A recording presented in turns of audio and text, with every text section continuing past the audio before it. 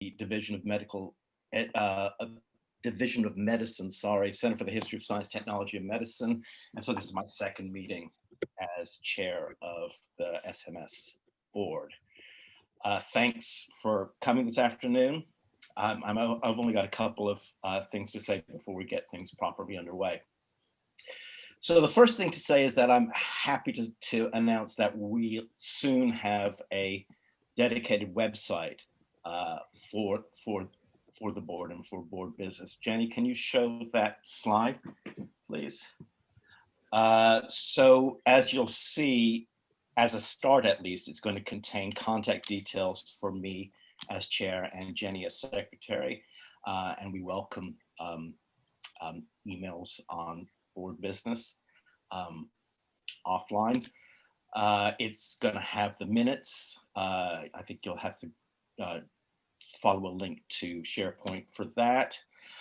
It's got the agenda item submission form, which I talked about at the last meeting, and that's for proposing any matter that an individual or a group wants to table for pre-circulation and debate at a board meeting. And we've also got a new school board question submission form. That's something that you can just submit anytime you want, really up to the day of the meeting. And you can submit it with or without a name, and you could submit it to me or to Jenny, and we'll feed that into the discussion at the appropriate point in the agenda. So I want to thank Jenny for putting this together, and we obviously welcome any suggestions that any of you might have about other items that you'd like to see on this site to improve it. So for today and for future meetings, we obviously encourage members to submit questions in real time through the Zoom chat function. And if you want to do this anonymously, you need to change your Zoom name when you join the meeting. And you can do that by clicking on your name in the participant area and renaming yourself, either with your username or even as anonymous. Since our last meeting, we did receive a few questions and requests from members of the board, and I'm going to take those up at the appropriate session, at the appropriate slot in today's meeting. So that's all from me for the time being. So Tony, can I ask you to go ahead with your school update, please? I thought it was David first. Yes. Oh, I'm sorry, you're absolutely right. David, policy and procedures. Yeah, so as at the start of every school board, it falls upon me to read out the statement on policy and procedure of contracts of employment. So apologies, I'm looking to one side, I'm just looking at my other screen. The information below is provided to the school board in line with university policy and procedure on contracts of employment, in order that it may provide feedback if it wishes to the University Staffing Committee, which meets around 4 times a year to consider proposals for dismissal of staff on fixed term or finite funded contracts due to redundancy. In line with the policy, collective consultation takes place regularly with the trade unions, and at a local level, individual consultation takes place. The consultations include seeking ways to avoid dismissals and reducing the numbers of employees to be dismissed. In this school, for the period of October 2020 to March 2021, there are currently 42 members of staff on either fixed term or permanent contracts whose funding is of a finite duration, and who are therefore at risk of redundancy at the conclusion of their contract of employment. As indicated above, through collective consultation and individual consultation between the members of staff and their line managers, efforts are being made to seek further funding or redeployment opportunities in order to avert the consequences of redundancy. It should also be noted that most of the staff who are at risk of redundancy and who wish to continue working at the university are successfully retained in employment. If the school board wishes to make any comments, these should be submitted by the chair to the head of human resources in the first instance. Okay, that's me. Okay, that's cheerful. Tony. Thank you, Ian. And thank you to everybody else that's attending this board meeting. I have no prior knowledge as to how popular we are compared with the other schools, but I know from looking at the names that it's a forum which I enjoy attending just because there are so many colleagues and friends that come to our particular meetings. I'm also conscious that we have guests with Patrick and Gabrielle attending. It's far more important from a board perspective that we address questions that are posed by members of the school via the chair, Ian, and rather than you listening to a sermon from the head of school. So in reverse order, I guess that we'll talk about teaching delivery through Gabrielle, and it's a pleasure to welcome her to talk to us about it in these extraordinary times. With regard to the estate, you'll be aware of the issues. Some of our estate on the campus is open, some of it is not. There may be, the campus management group will be revisiting what we can and can't do over the next few weeks, but I'll obviously keep you informed as I'm a member of that particular grouping. With regard to the current situation in Manchester, we haven't quite reached the peak of cases yet. It's pretty grim in the hospital at the moment, but the upside is that perhaps not as many patients are going into intensive care and that we are looking after them on the general wards. But we anticipate that we're at the peak now, and in another couple of weeks, we hope that Greater Manchester will be past the peak and on the way down. And hopefully with vaccination coming in, this will be the beginning of the end. But we've seen that before, so we'll just keep our fingers crossed. The only other thing to signal to you generically across our school is, as you are aware from a research perspective, we have been threatened by the reduction in charity funding. It has yet to have a full impact upon us, but most funding bodies appear to be alive to the issues that will be raised by wholesale cuts and are being resourceful about the way they continue to fund research across the UK in the various disciplines that they support. And at the moment, I'm not aware of too many problems. I'm not making light of the situation. It may get worse before it gets better, but SMS is not in a bad place just yet. And that's all I'm going to say at this moment. I'm happy to take questions, or I know we've got the question and answer session at the end. We can reserve more time for Patrick and Gabrielle, Ian, but I'm happy to take any issues that there may be at this moment. Okay, thank you, Tony. Are there any immediate questions on the basis of what Tony just said, or as he said, we can take questions generally at the end of the meeting? I don't see anybody. I don't see anything in the chat room. Jen, Okay. do you see anything? No. Okay. Right. Okay. Well, then, ahead of schedule, it's my pleasure to welcome Patrick, who's the registrar, as you know, and Secretary and Chief Operating Officer of the university. Thank you for attending this meeting, Patrick. Over to you.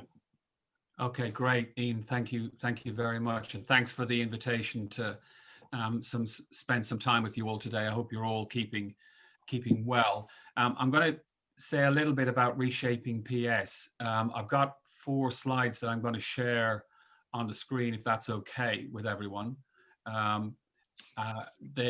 We don't have a lot of time, so if it's okay with you, I'm going to go through the slides fairly quickly. But I'm very happy to take questions either as we go along or at the end. So to start with, I'm going to talk a little bit about the internal context, a little bit about external context and external benchmarking, a bit about our approach, and then a bit about opportunities and challenges.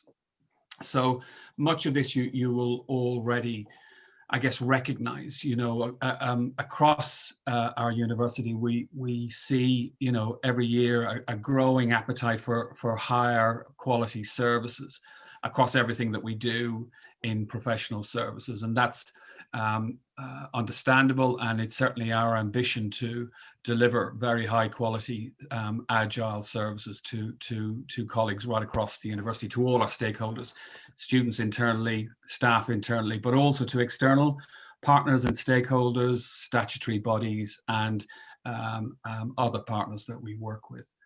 You're all familiar with the recent voluntary severance scheme last year, where we saw a significant reduction in PS staffing numbers across the university.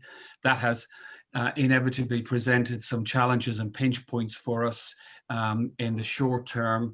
Our plan through SEP and other reshaping programs is to be able to change the way we do things to help us be able to deliver high quality services with fewer colleagues. I guess is the shortcut way of thinking about that.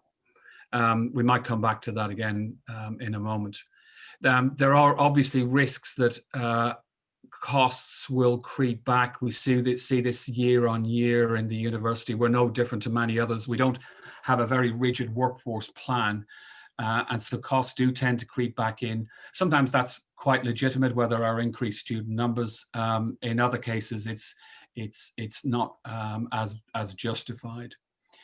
We also have, as part of the current context, a significant in-flight range of programs. Many technology-heavy SEP to student experience programs are a really good example of that.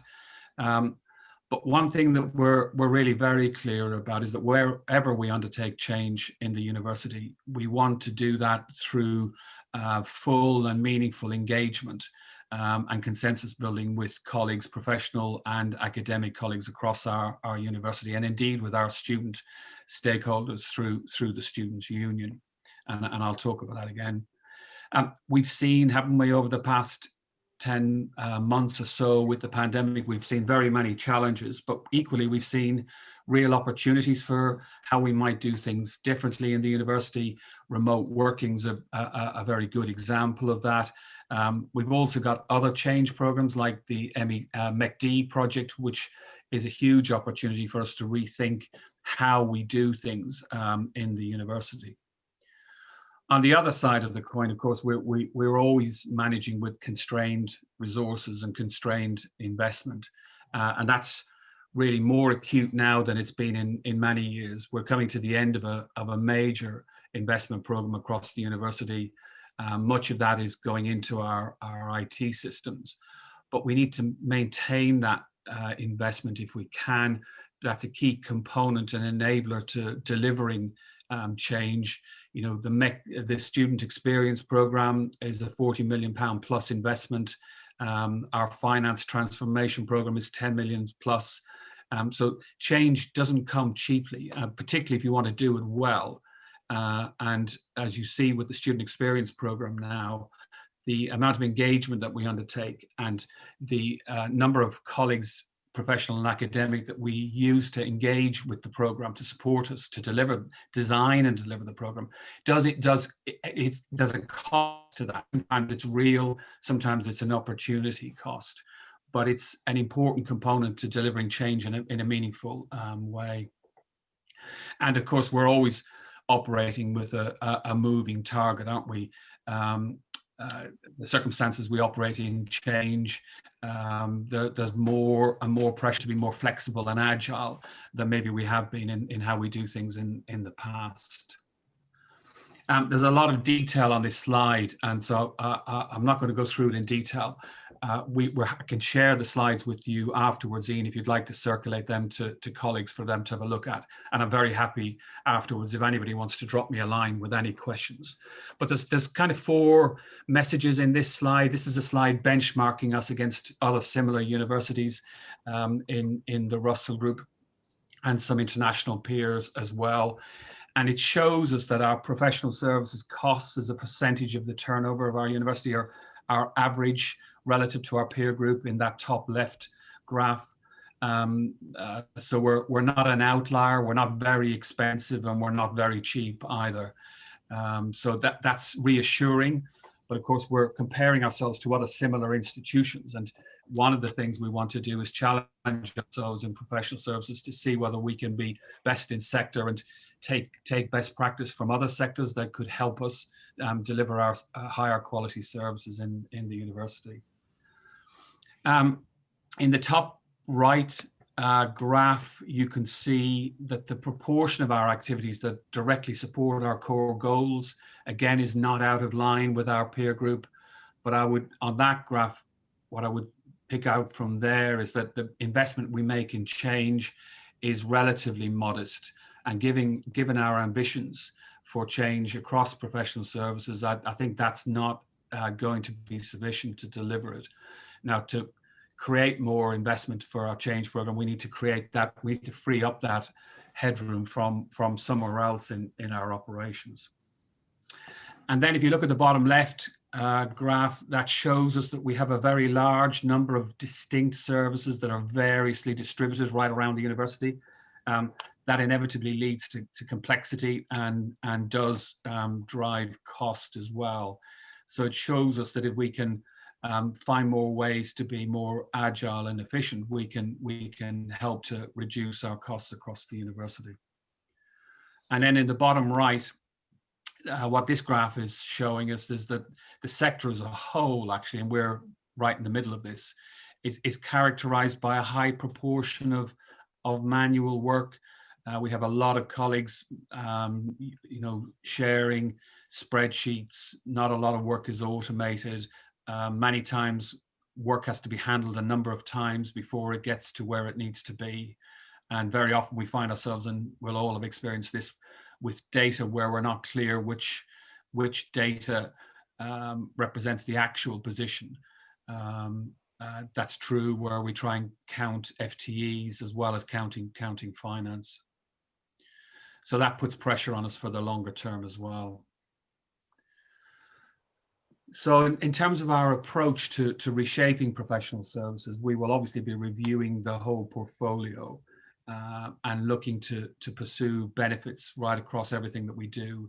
And those benefits are not just about financial efficiency, they are also about improving the quality of what we do, make sure that it's appropriate and fit for purpose in each school and each part of the university.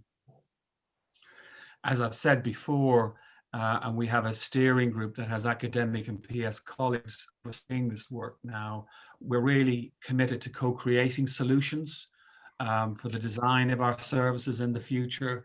This is not something that will be done to the university. We will work with academic and PS colleagues to co-create the service models for the future. And we will continue, as we're doing with the student experience program, to align technology with process, with structures. I think in the past, we've been guilty of focusing on one over the others, whereas really successful change requires us to marry technology, process, and structures in a neat way together, in an integrated way. That adds to the cost of the change program, but ultimately it produces more successful outcomes. Also, we're adopting an organizational development approach to skills and the development of colleagues across professional services, aligned with clear workforce planning. This is really important. This is about a focus on people, ensuring they have the skills and the development support to be able to do fulfill their roles as well as they would want to. We will also challenge those structural issues that I mentioned earlier. In some cases we have a very large management overhead. We have a very significant reliance on manual interventions, and we'll be looking to streamline those as we go along. And reviewing how we do transactional services will be an important part of that work. We need to shape the program to reflect our capacity. What this is really means is twofold. We need to work within the financial resources that we have available to us, but equally, we need to work with the capacity that colleagues have across the university to engage with change whilst at the same time doing the day job.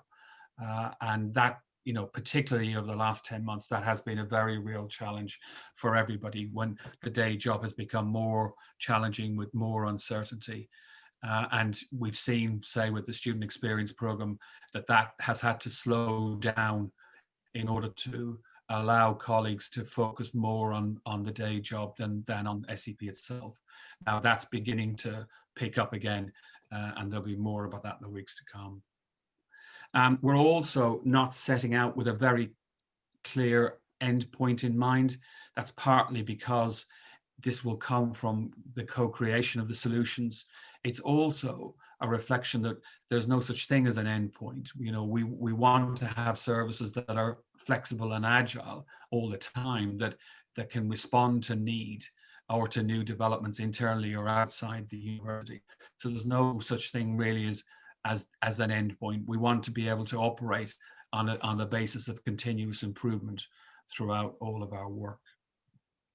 And then finally, we thinking about opportunities and challenges. The opportunity for us is to think about our service end to end, rather than just thinking about departmental boundaries. That enables us to look at how we deliver services from the perspective of a member of staff or from a student. They're less concerned about where things happen and more about how quickly and how efficiently and how what the quality is of that service. And so looking at our processes from end to end focuses our minds in that area. I've already talked about embedding skills and a culture of ongoing challenge and change. The world that we're now operating in is clearly very uncertain. That's unlikely to change in the short to medium term. And so we need our colleagues to feel that they have the support and resources to be able to operate in that sort of environment. And the skills development program is a clear component of that. Also, our estate utilization and new ways of working that we've learned through the past 10 months will play a really important part in how we design our services for the future. You know, the experience we've had through remote working probably means that we will never have all of our staff on campus at the same time in the future. That will have an impact on how we work and on our plans for the future estate strategy. Finally, on challenges, well, the scale of what we're doing is very significant. There's no example across the sector of an institution who have successfully delivered a program of this scale, and we're very conscious of that. But we believe that the way we're approaching it will give us the best chance of success. I've already said that there are issues around resourcing the program, creating the investment headroom to deliver the program. That's something that we will look at as part of how we program the timetable for changes over the next 3 to 5 years. We also need to make sure, as I've said before, that we can deliver the change program whilst managing our day-to-day responsibilities as well. That's a really important consideration, and it was, as I've said already, a very clear constraint on us during the current year that we've experienced the pandemic. Ian, I'll pause there if that's okay. Hopefully I've gone through it reasonably quickly, but I'm really happy to take questions. Great. Well, thank you, Patrick. And yes, please, if you could send those slides either to me or to Jenny as the board secretary, we'll put them up on the site when it's available to us. So I should check to see whether there are any immediate questions for you on the chat line. There aren't, so I'll take a punt and take chair's privilege. And so I'm kind of trying to sort of channel my inner Radio 4 presenter self here. So I'm asking you a question, not so much about what it is that you've presented, but just for you as a member of SLT who are joining us today. And I'm asking this for my information as the new chair of the board, and also on behalf of board members who may want to know whether coming to these meetings and participating in discussions on university-wide matters is really worth their time. So the question is, again, as a member of the university senior leadership team, can you tell us what your view of the role and the significance of school boards is? Specifically, if any board in the university, after a debate, passes a resolution that takes a collective view on an aspect of university management policy or practice, is it your view that this should and will be given time for substantive discussion by university SLT?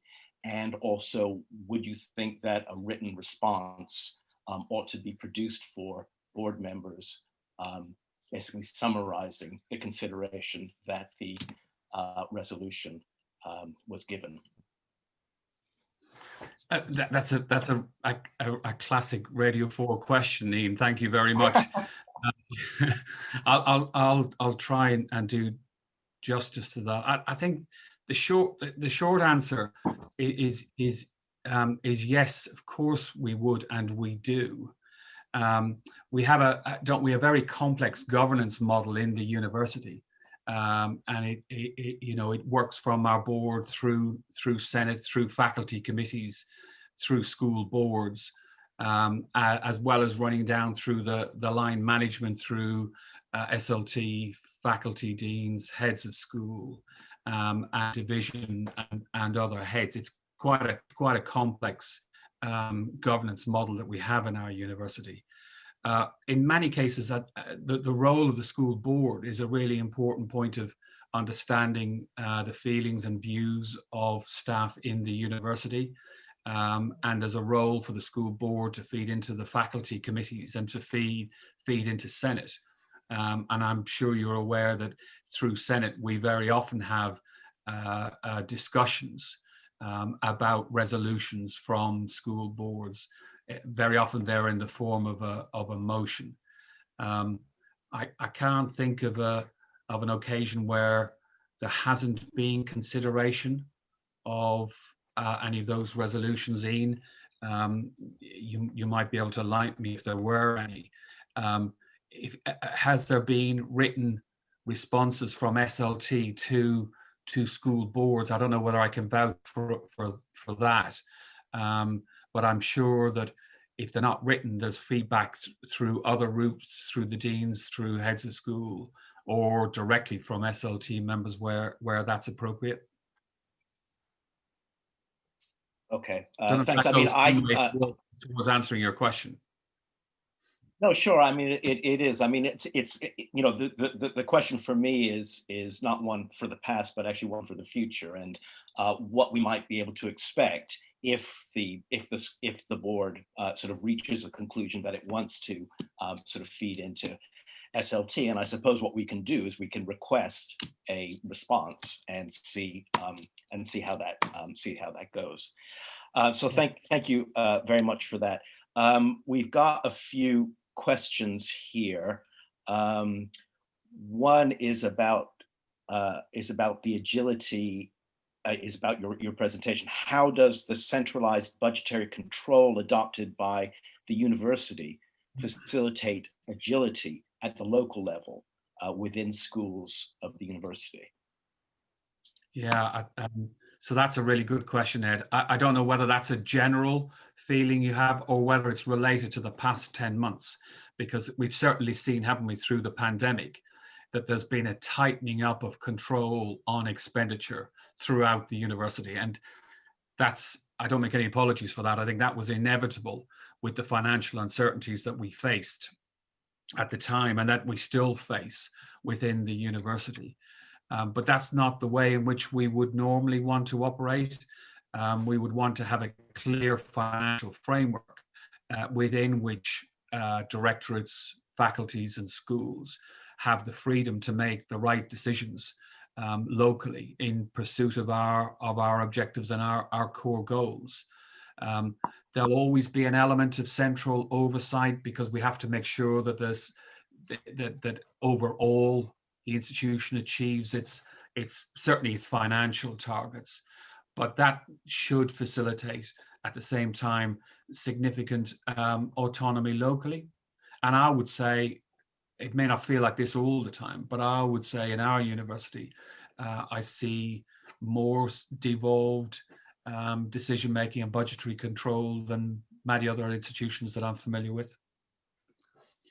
So yes, it did reflect the last 10 months, but so when do we have an indication that this may be released? I think is where I'm getting. Well, okay, right. Well, bad news on that front, Ed, because actually pre-Christmas, our plan in the new year was to free up more control. But what we're seeing now are further significant risks. We're seeing risks to hall rent income. We agreed a rent rebate last term. We've also now committed to not charging students for rent whilst they're not able to return to campus, which to us felt like the only right thing that we could do. And you'll be aware that there are growing demands for tuition fee discounts as well. So actually we're concerned about the financial climate at the moment. So realistically, Ed, I think it'll be another few months before we can consider really going back to where we were in terms of financial control. Thank you. Thanks. We've got, I hope you don't mind spending a couple more minutes with us. We've got 3 more questions lined up. The first one is from Karsten. Yeah, I'm happy. Sorry, Karsten. I have got another half hour, so I'm more than happy, delighted really to stay with you for as long as you need me, and then you can kick me out whenever you're ready. Okay. Sorry, Karsten. sorry, I should have put it in the chat really. But one of the aspects I find rewarding of being on the faculty committee is that it includes representatives, elected representatives from both PS and academic staff, which is not the case on Senate. So there is a bit of friction always when we communicate things that have been discussed on Senate and kind of try to align that with our remit on the faculty committee. And what I find rewarding about it is that I hear about things that I learn about in the official communications, like the student life cycle project, but which academics really generally don't understand. Looking at the term, it isn't clear to most academics I know that this is actually a major restructuring program for the PS. And this is I found out on faculty committee while talking to the PS representatives, this is a problem for PS colleagues because they can't communicate that to their academic colleagues. So I am concerned and keen. How could we make that more efficient? How could we build on these, I think, strong aspects of faculty committees, which we didn't have until last year, and get that communication improved? Well, the 2 things about that, and it relates to Ian's previous point as well. We're embarking on a governance review this year, a major governance review from the board and out through Senate and its committees. And there's an opportunity through that review, Karsten, to make your views known. I obviously really endorse what you've said about the contribution that PS colleagues can make to discussion and debate. What I found rather frustrating about the previous review of Senate was that the Senate decided that PS colleagues shouldn't automatically be members of school boards. And that was, I think that was a failing on our part, I have to say. And I hope that will be redressed through the next governance review. So do please make that, if that's your view, make that known through the review. Thank you. Andrew? Yes, I've got a specific question, Patrick, in relation to the research support, which was on one of the bars on your bar diagram there. Yeah. I don't think I'm alone in feeling this, that it's been more than difficult over the last year. There have been huge changes. We've lost some of the very best people too in our faculty. The research support staff, at least some of the ones that went, were really outstanding. And I raise it now because the thought that this should be centralized or run from a central operation is absolutely terrifying to me. But if you've got significant grant income from multiple sources, the rules vary from different agencies. And the key to the game is how you use the totality of your funding to achieve your research outputs. And that requires knowledge, insight, and flexibility and speed of reaction from somebody who's really up to speed and who works with you as part of a team. And I'm terrified at what may be coming our way, given the pattern over the last year or two, to be quite blunt. And I would really like you to take on board colleagues who've got experience of holding largish blocks of funding together so that you hear from the ground floor what it's like. Yeah, no, I do hear what you're saying, Andrew. The first thing I'd acknowledge is that in BMH, with the voluntary severance scheme, the scheme was designed to ensure that we managed who left and how many left across the university, with the intention of not having a significant negative impact on our operations. I'm not sure we always got that right. I do know there have been pressures in BMH, and I know that Vicky and David and other colleagues have been working hard to try and mitigate the impact that there has been. As I said earlier on, it's been exacerbated because in the ideal world, we wouldn't have done the VS scheme when we did it. We would have had that scheme as part of redesigning the technology and the processes, so that you didn't see any reduction in support from PS colleagues. And I also take your point.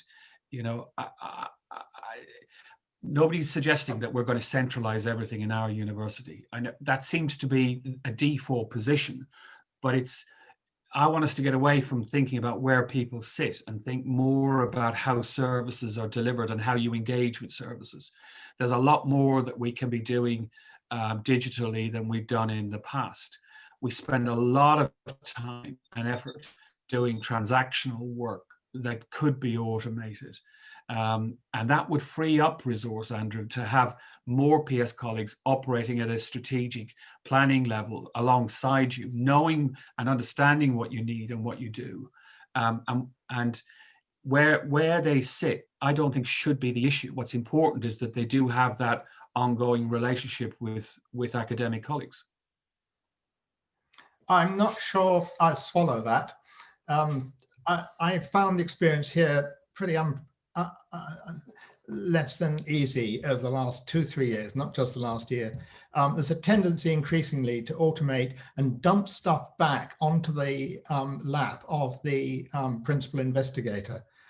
The amount of responsibility that individual colleagues now have to carry and the amount of documentation they have to cope with is phenomenal. And at times one is met with, I'm sorry to say, a job's worth tick box attitude by people who have only just come into a job and may 3 months later have moved on to something else. And it just drives you absolutely incandescent because you lose funds. You can't support staff because you can't move funds flexibly and all the rest of it. It's a real problem for those of us running large-ish research groups. It's not a trivial issue. No, I understand that, and I agree with that. I'm not suggesting it's not a risk or a problem. When the steering group met recently, we actually spent quite a lot of time talking about avoiding the risk that you're describing. Okay, we could slim down professional services or change the way it operates substantially, but one of the impacts could be that all we do is transfer administrative work onto academic colleagues.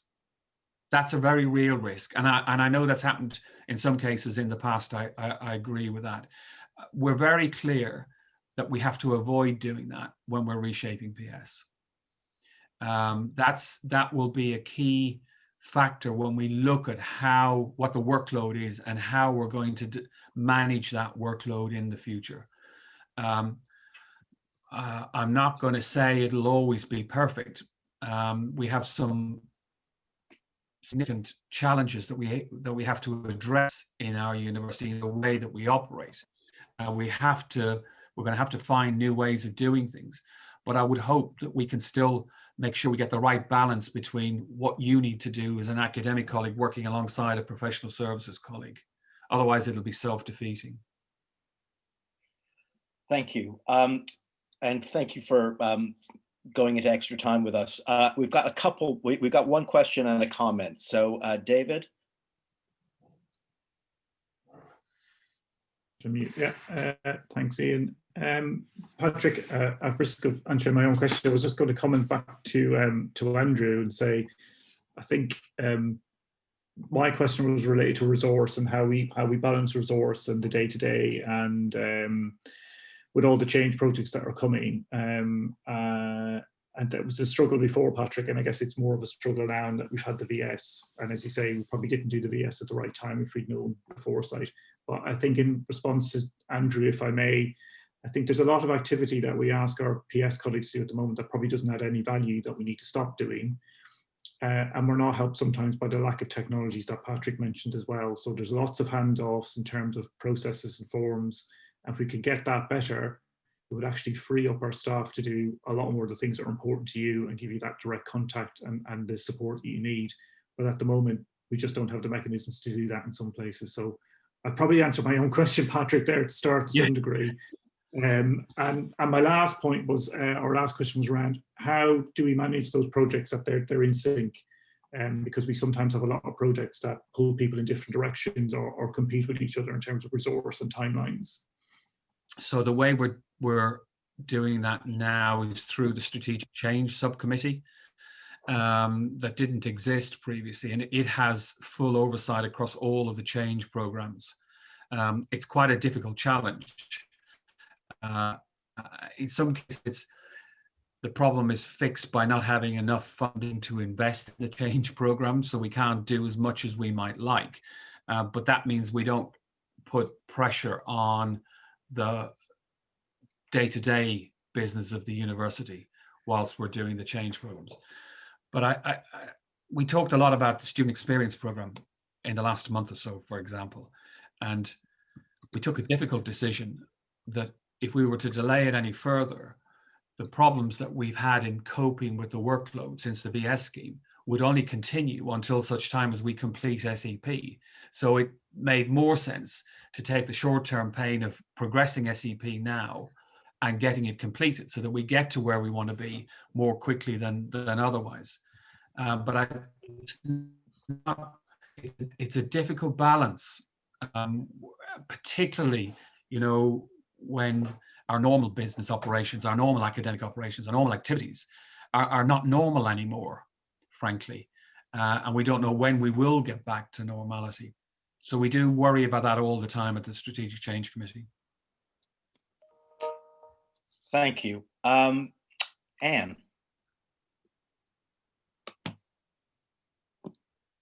And we can't hear you.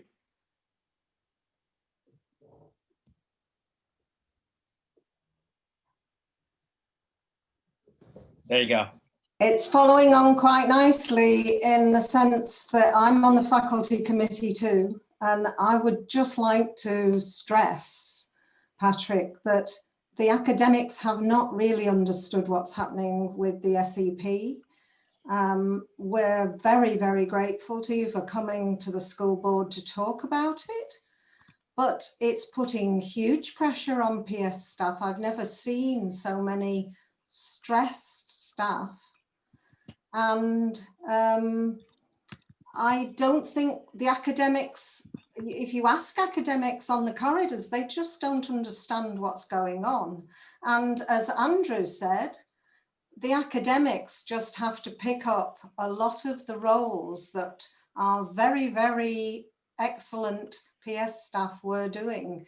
And we end up, because we're the ones with residual knowledge, because they've changed their jobs so many times.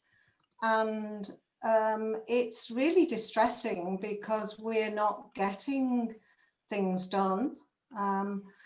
And I think that the other thing that, you know, a very good example of it not working is the IT.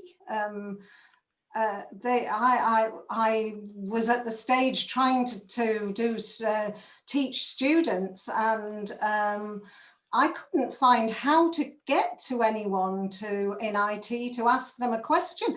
They have hidden the way you can contact them so efficiently. I thought I would just phone Nancy and get her to tell me how to get in touch with someone. I was so stressed at trying to provide the students with answers. And I think it's really good to hear you talk about things and hear you talk about the balance of the issues. And we understand the need for the changes, but we're going backwards a lot. And so I hope that in coming to the school board, you can reflect this back. Yeah, it's good to see you again, Anne. I hear what you say. I struggle with communications. Our university seems to be more complex than any institution I've ever been in. Communication and engagement is always an issue. People say they don't know what's going on. They haven't had an opportunity to engage. They don't know how to get hold of someone. And I'm sure that's right. But then on the other side of the coin, I look at all the information that we have on our intranet. There's a dedicated SEP site with a wealth of information in there for those who want to go and look at it. Now, we talked about this issue with the SEP board only yesterday, Anne, with the SEP board is about half and half academic and PS colleagues. And, you know, there's quite a big comms plan that's been developed to be rolled out as part of getting SEP going again. But it is going to rely on leadership at all levels, engaging with the program, making it their business to find out what's going on and understand the program, and then communicate that to their teams. We were asked, why isn't the program team just going out and talking to colleagues? Why aren't they having open meetings? But that's no substitute for proper engagement by leaders at all levels of the university. Partly because it means those leaders must take ownership of the program as well. The SEP is not something being done to us by somebody else. It's our university program, and it's designed to deliver benefits for staff as well as students. So we all have a responsibility to engage with it. And I'm sorry to hear about the IT issues. If you want to talk to me about that separately, I'd be interested to try and understand that, because there are clear ways of getting hold of IT colleagues, and they've had to step up in many cases in the last 10 months because we've come to rely on them even more than we ever did before. So if there's specific issues there, and I'm more than happy to talk to you about them to understand them better online, so I can pick them up. We've got a new director of ITS starting with us at the beginning of March, Claire Priestley, who I think is going to be really successful in the role, will really engage with academic colleagues in the university and help transform our ITS services. I'm very happy to take you through the process of trying to get to the right page. Yeah, no, I'd be happy. Give me a shout. Okay. Okay, thank you. So Danielle unfortunately has had to leave because she's got another meeting to go to. So she'll come back at the next meeting. She says that she's happy to take any questions by email in the meantime. So we've got one more question for Patrick, if you just hold on, and then we'll go straight to Dan George. So Donald Ward.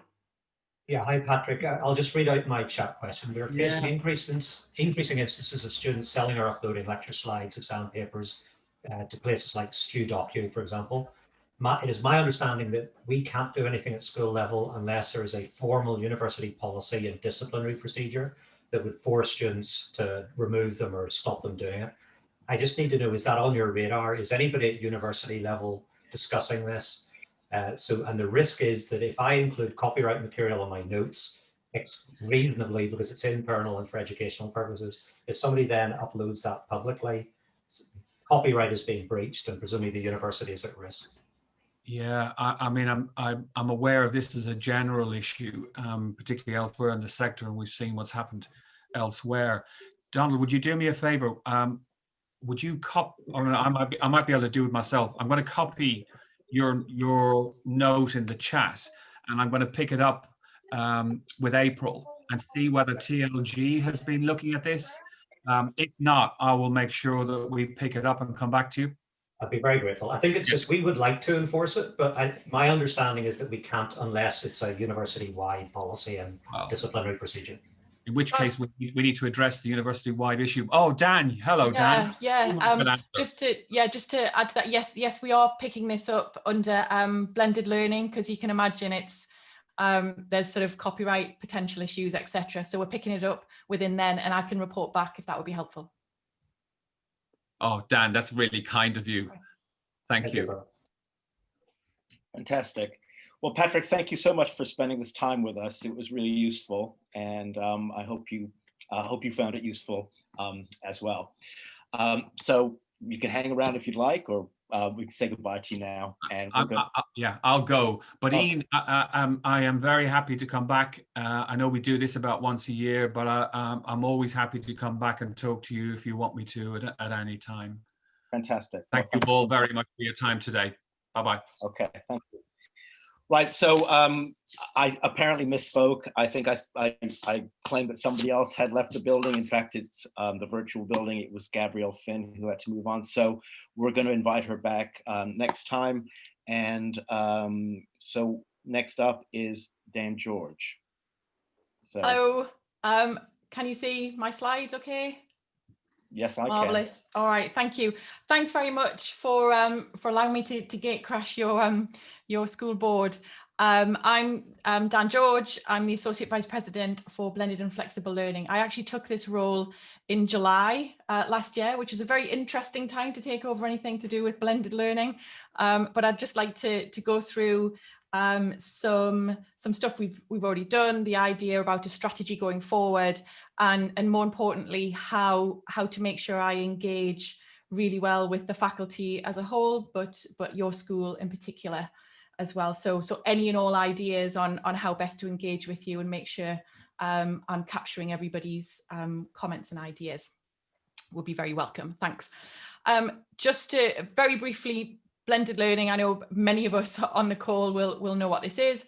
I think it's important to make the distinction between sort of what we've been doing in the past almost a year now, and you know, quite a lot of that has been online and much more online than perhaps many of us would want. You know, we'd want that sort of face-to-face still as well. So when I'm talking about blended learning, I'm talking about a true strategic approach to blended learning rather than the sort of emergency situation we're in at the moment.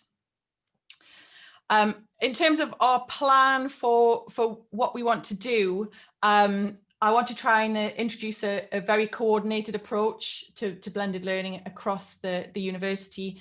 It needs to be accessible, inclusive, and it needs to be international.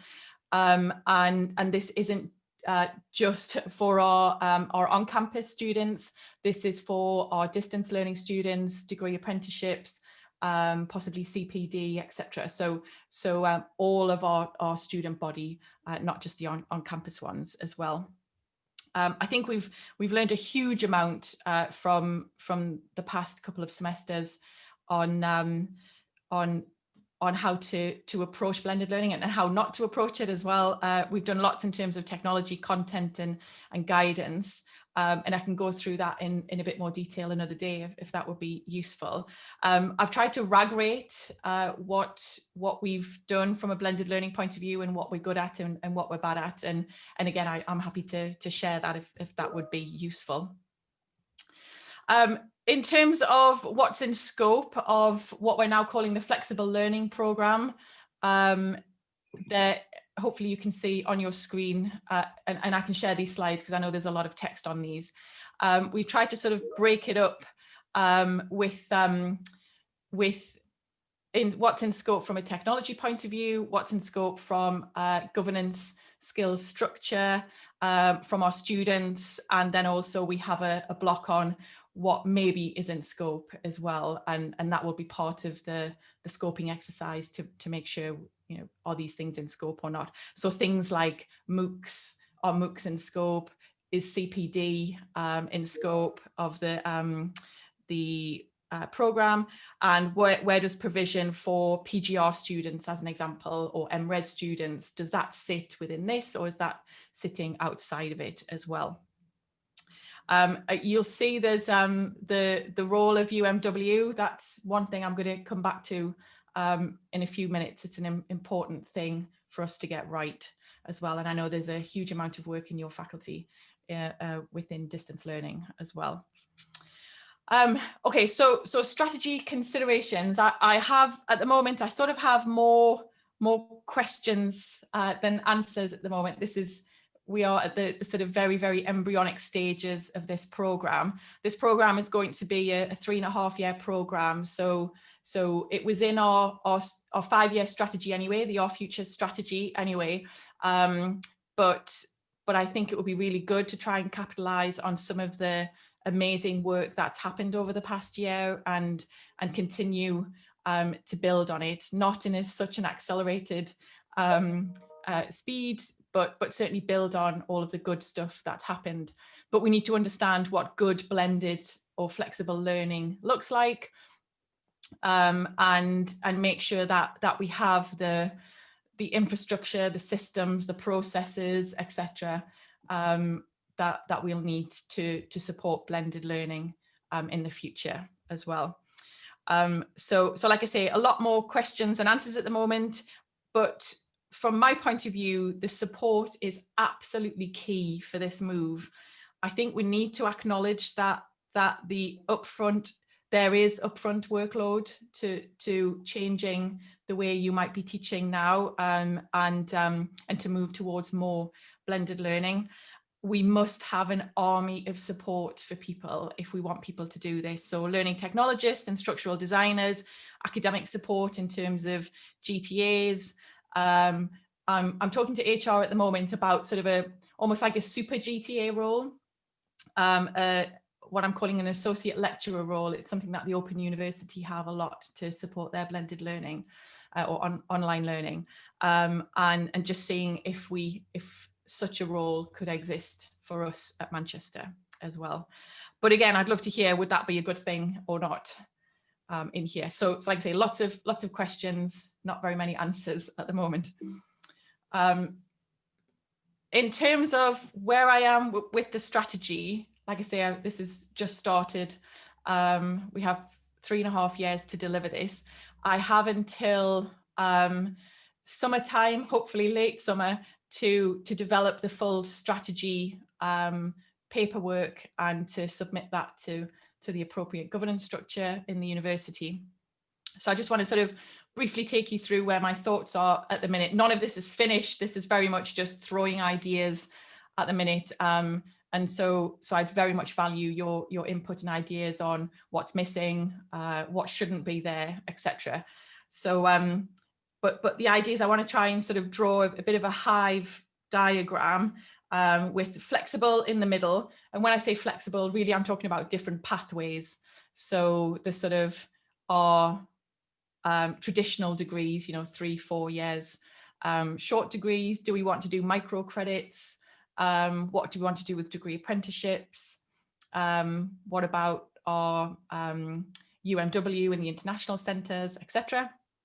Then there's a whole bunch of stuff on partnerships, and this will be done in collaboration with Judy Williams, who is the AVP for inclusivity as well. So looking at sort of students as partners, the co-creation, and how we work in partnership as well with staff, students, and then external stakeholders as well. Of course, there is a massive digital part to this, and I'm very pleased to say Steve Pettifer, who is a prof in computer science, he is taken the academic lead as the head of digital learning for the university, and he's going to lead part of this for me. But again, ideas that we've had so far is around the digital learning environment, you know, Blackboard, etc. Are these fit for purpose? Do we need to be changing these going forward? What do we want to do with the digital literacy of both our students and our staff?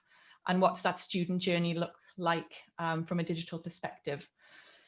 And then sort of lots of other things around the peripheral that I'm not quite sure what to do with yet, but I know they're really, really important. So how do we engage with IT services? What policies do we need? How do we engage with the English Language Centre? You know, things like that in the library. But that's just sort of a bit of a dump of ideas so far. And like I say, I'd love to hear what your thoughts are for this, and I can send the slides. What's currently underway right now, we're doing a review of UMW. This is absolutely a grassroots review of University of Manchester worldwide, so our transnational education, our distance learning programmes.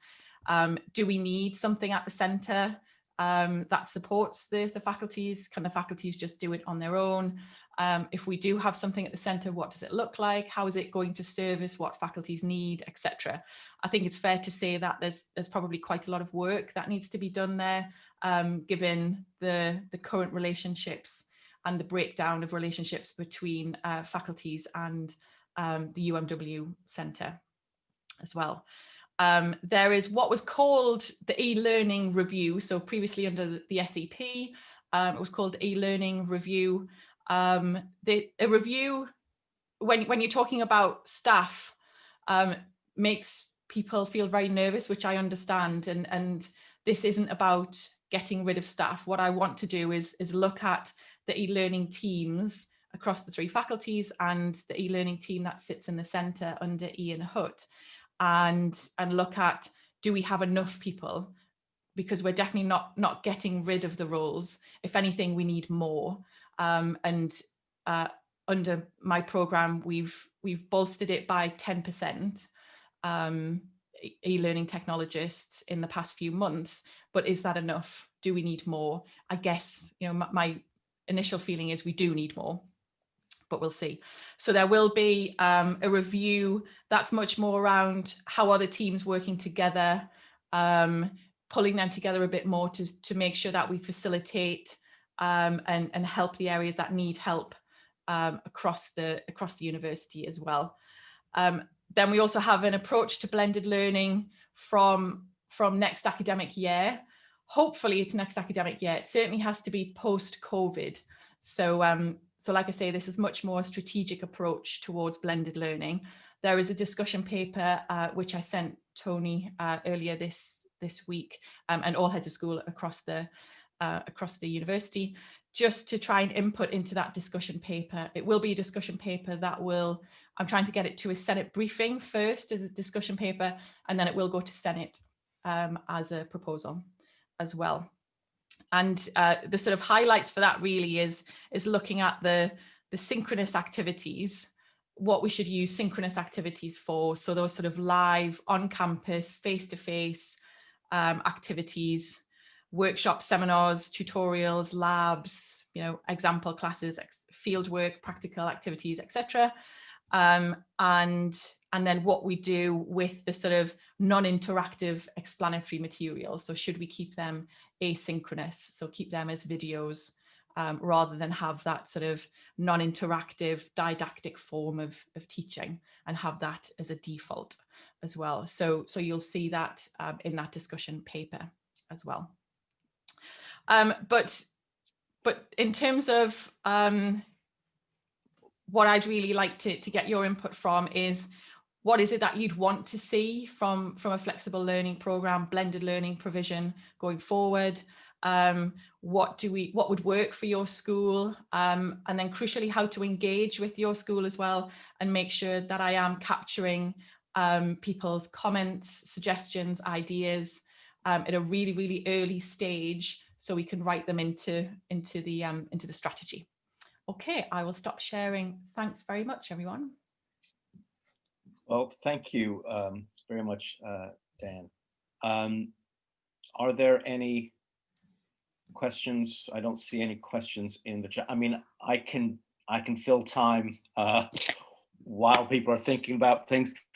Just that last point about the fate of non-interactive delivery.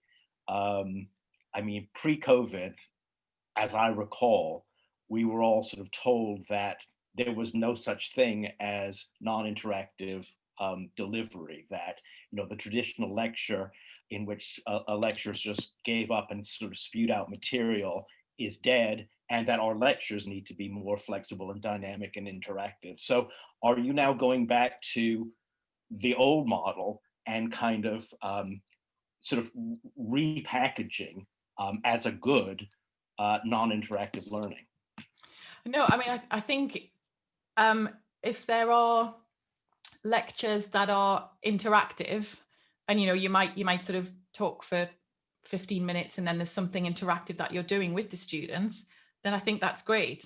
So I'm not saying we need to get rid of that. What I'd like to move away from is that sort of maybe 50 minutes of me standing at the front and giving that material, which is really important material, and I need to deliver it, but I deliver it in a way that, you know, my 250 students just sit and listen to me for 50 minutes.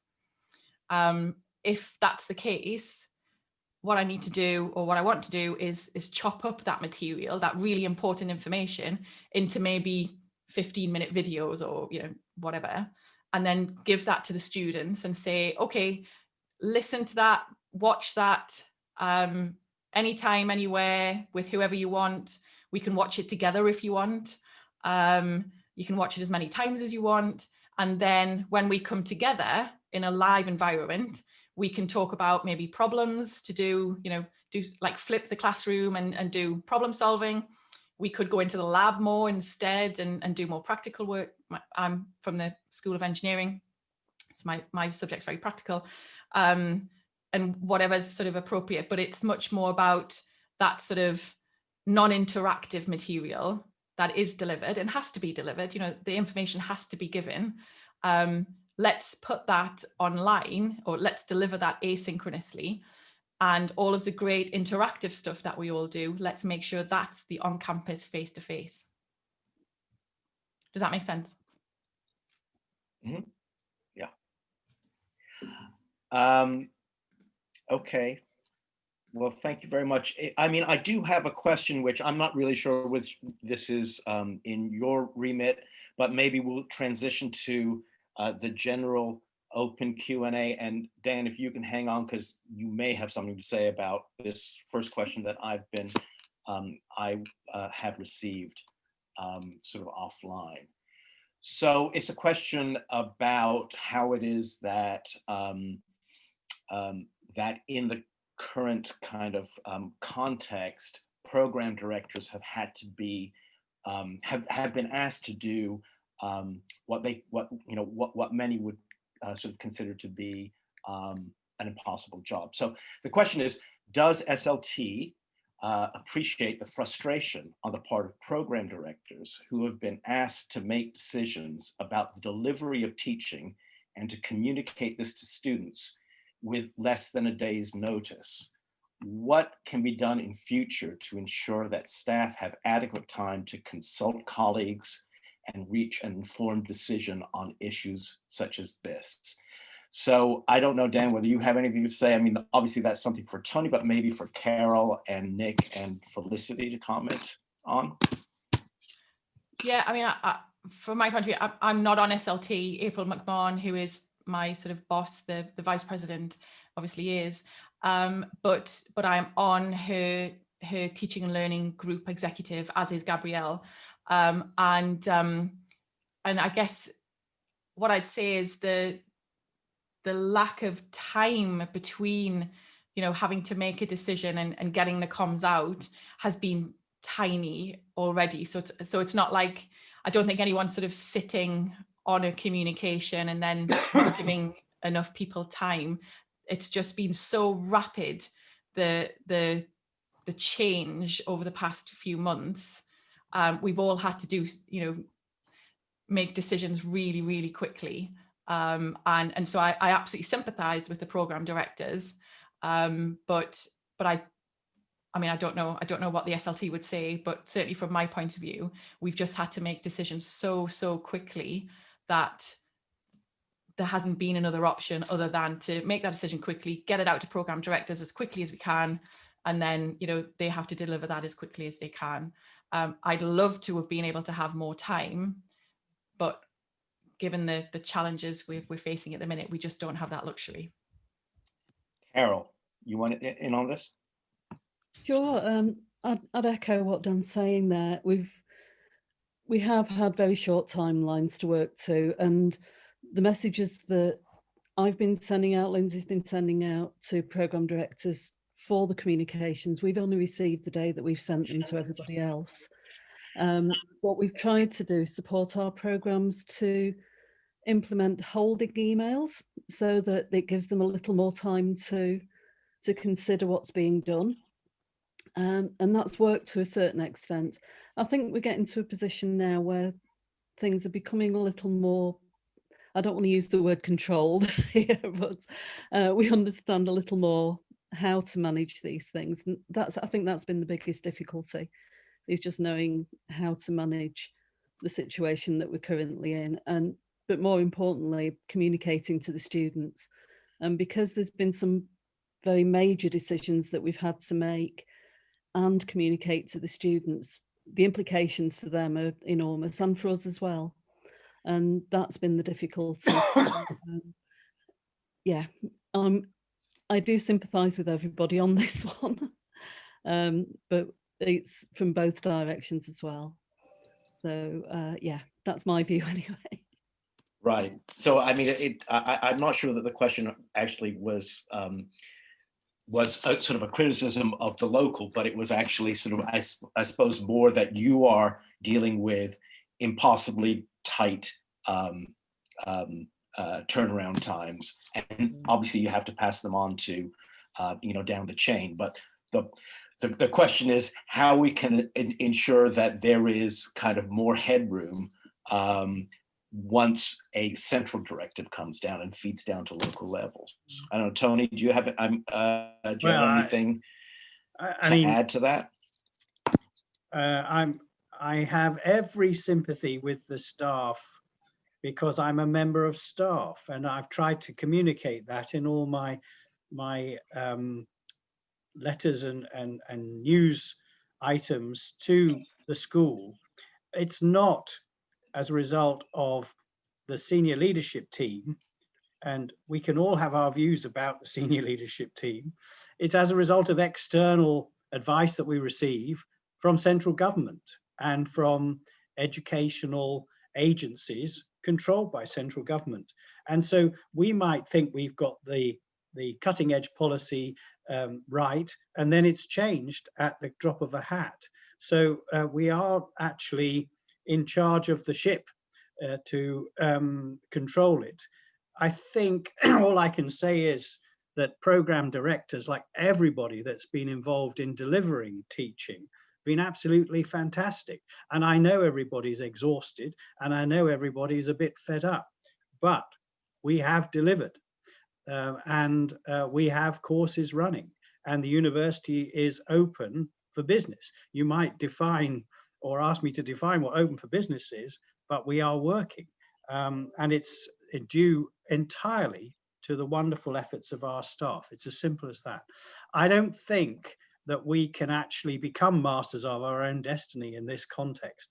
I mean, we are forever going to be at the mercy of policy, which is largely dictated on the hoof by our government, for good or ill. So without going into politics and questioning the intelligence quotient of the people that control our government, one has to say that we're doing the very best that we can, in spite of our government rather than as a result of our government. Right, so that's a clear school steer from head of school about how to approach the next balloting. Okay, thank you for that. We'll keep that in mind. I was trying to be apolitical, but now you've done it.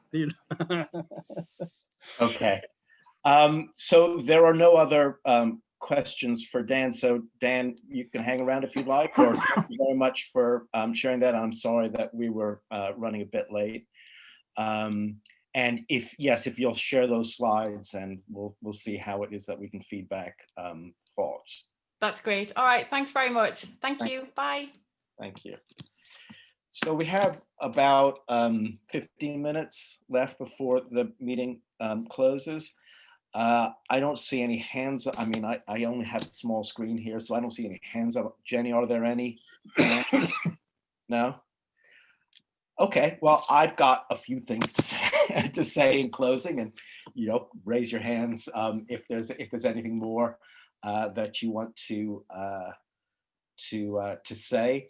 So I said that we had a few communications between the last board and this one, which didn't actually go. So I thought that I would just kind of go through those. And then maybe end with a kind of solicitation for more. So we did get a question about the processes and whether we could review the processes for purchasing goods and services to simplify them if possible. So the question reads, currently, and then this is a quote. This is, I guess, the quote from the current guidelines, or the guidelines back then. Only essential services and supplies can be purchased during the closure of university buildings, and non-essential services. Only essential purchases which have been approved by a member of SLT or one of their delegates will be processed. So the questioner then comments, I understand why these restrictions were put in place and that they had to be done quickly, but they are making ordering even basic essentials incredibly time consuming, as it's looking like we may be in this situation for some time to come. And that's prescient from the point of view of October. Please, can we have this process reviewed? Now, as I understand it, this has been reviewed, and it was discussed at a recent faculty SLT meeting. Tony, you can come in on this, where our head of faculty finance reported that the current system needed to remain in place for now. There is a statement that is attached to that, which I don't think I'll go in with, but you can guess what it says. It's like, we need to make sure that we keep control over our finances. And unfortunately, we can't change the way that we're doing right now. But before Christmas, we added 2 people from each school to the Return to Campus Register to support low-value BAU teaching spend to alleviate some of the administrative burden. So that, I suppose, goes part ways towards some kind of loosening up of the system. But Tony, do you have any thoughts on that? Well, I mean, the faculty actually responded to that issue and wanted to actually take the break off ordering and the approval of finance, and that was actually agreed at faculty leadership team, but it was again reversed by the senior leadership team of the university against the background of this lockdown. There are reservations about the number of overseas students who may return at the end of the month and pay their fees. And as Patrick was alluding, there is an issue about rent rebates and possibly fee rebates. So the university got very nervous about the financial situation, which was beginning to look a little healthier towards the Christmas period. So that's the reason. And I mean, I'm just as frustrated as everybody else. Jenny and I have to approve expenditure which can be £5 to £155,000, and we have to sign every single one off. And I have complained repeatedly, and I think that Sinead and Vicky Goddard at faculty level are also fed up with all the paperwork. But at the moment, that's the situation. And I can't see it changing for another month or so. But we may have a clearer picture by the end of January and into February, and maybe there will be a move towards a more flexible way of financing sign off at that time. And that's about all I can say at this moment. But I am entirely in sympathy with the questioner. No doubt about that. You are, after all, one of us. Yeah, I am absolutely right. And I would like to point out that I get it both ways. I get it from the students and the staff and the senior leadership team. Right. Well, that's why they pay you the big bucks.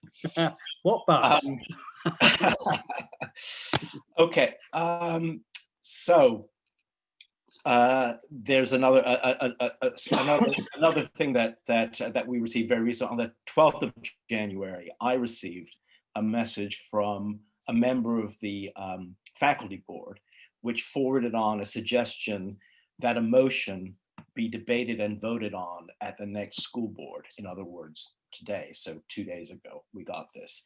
So the motion related to questions about university governance and management. So there was obviously no time to work this into today's meeting, but I am very happy to be involved with, to discuss with anybody that wants to sort of raise this at the next board meeting, and we can figure out how it is that we can work into the agenda, what kind of paperwork needs to be pre-circulated in a timely fashion in order for when we come back in our next meeting, which is Tuesday, March 20th, 10 a.m., Jenny tells me, we can actually have a proper discussion, an informed discussion. People will have read the material in advance and will become ready to discuss. So again, I reach out to members of the faculty board who want to kind of liaise with me on this, and indeed any other interested member of the school board who wants to join that. So that's an invitation, and again, the new school board website, which should be up very shortly, will have the documentation that is needed in order to sort of begin that process. But again, you can just get in touch with me informally, and we can go from there. So if that's if there's no other questions, I don't see any other questions. It just leaves me to thank you all for what's actually been a really, I think, useful and quite interesting and quite a spirited discussion.